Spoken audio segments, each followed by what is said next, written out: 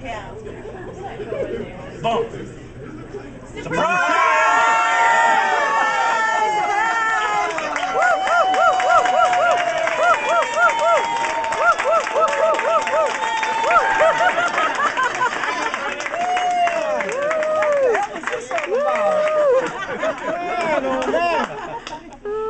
They said they were taking up for a free beer, and I don't see it.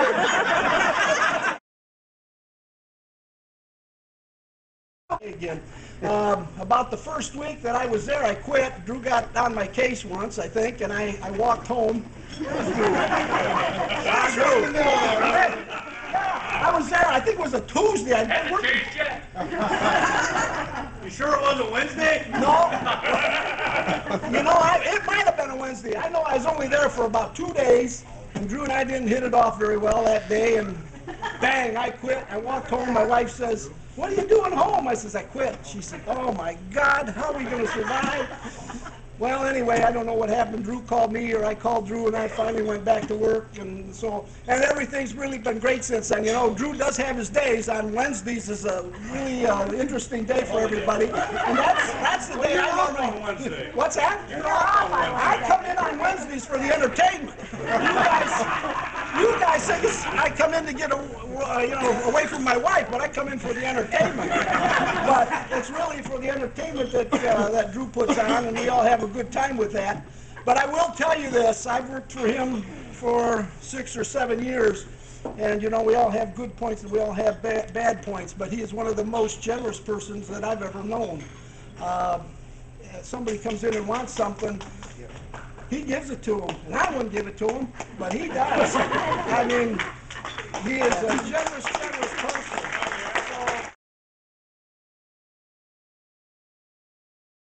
I'm selling the old rental place, and he says, "I want you to come over and help me pick up some of the trash in the yard."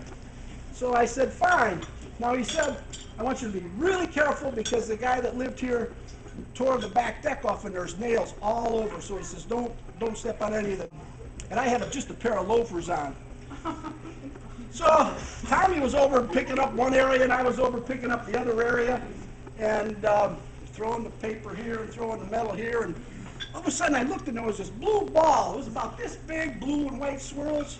And I thought, man, oh man, that's a soccer ball. Well, I saw some kids over next door, and I thought, boy, those kids would like that ball.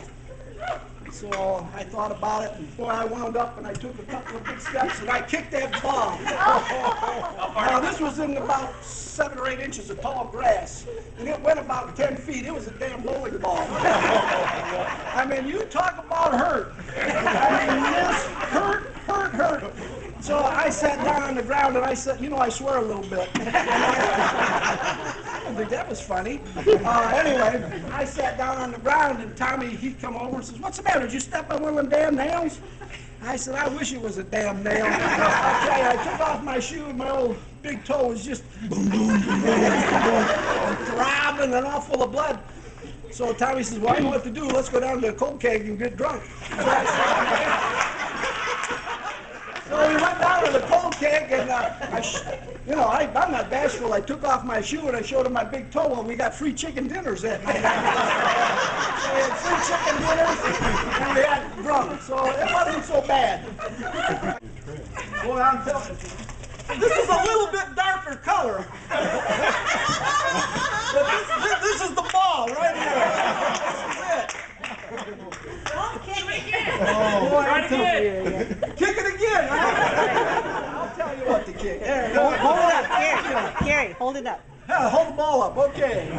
Is that good? Drop it on your foot.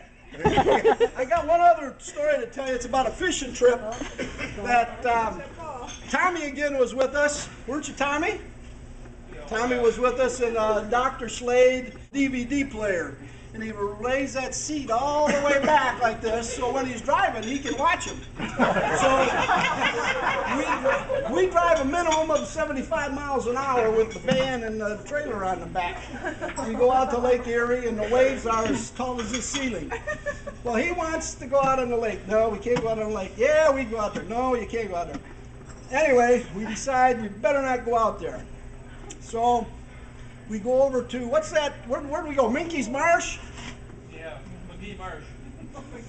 Which is a big pier that goes out from here to the bar. It goes out into the lake, and it's probably 8 or 10 foot wide, I suppose, maybe wider than that.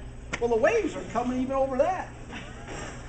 So we take a chance, we walk out there, and the first thing that happens is we sat the cooler down, and we were sort of sitting on the cooler, keeping it down because the waves were coming over the dang pier and washing the dang cooler out. Well, we get up off the cooler and it washes out to the water. This was when was this? In the fall, Tommy?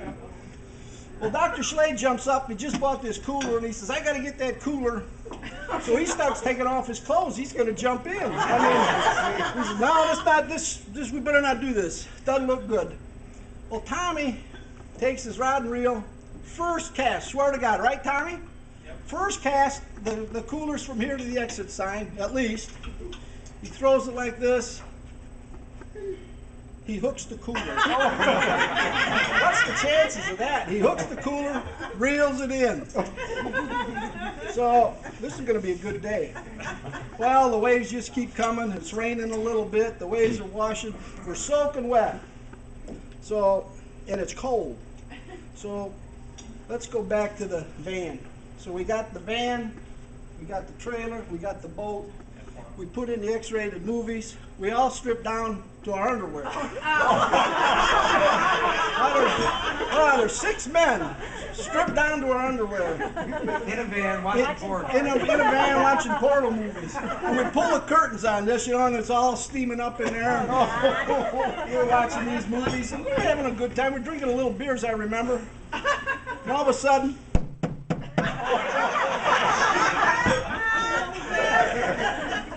game warden. Game warden.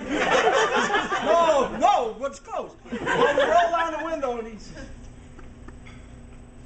what are you guys doing? Well, he looks around a little bit. He says, I don't want to know. I want you out of here in 10 minutes. So that's the end of that story. Anybody got any questions? I appreciate everybody coming tonight. Hope you have fun.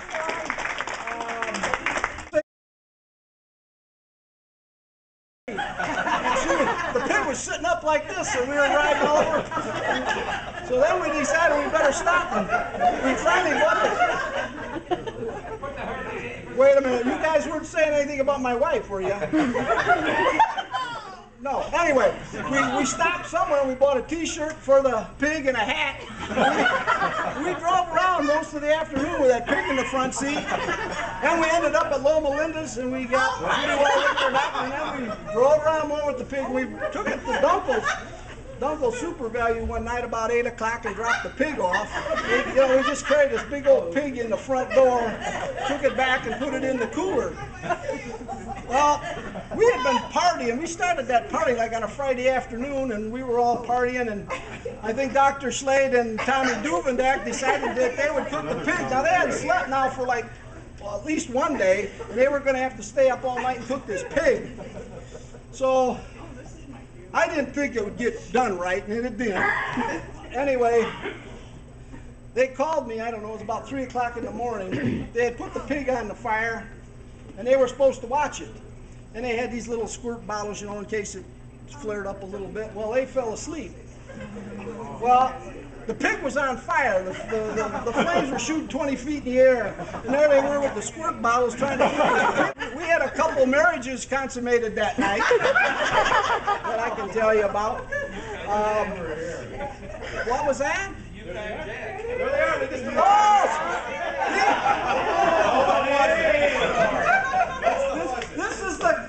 This is one of my other friends, and he did consummate his marriage that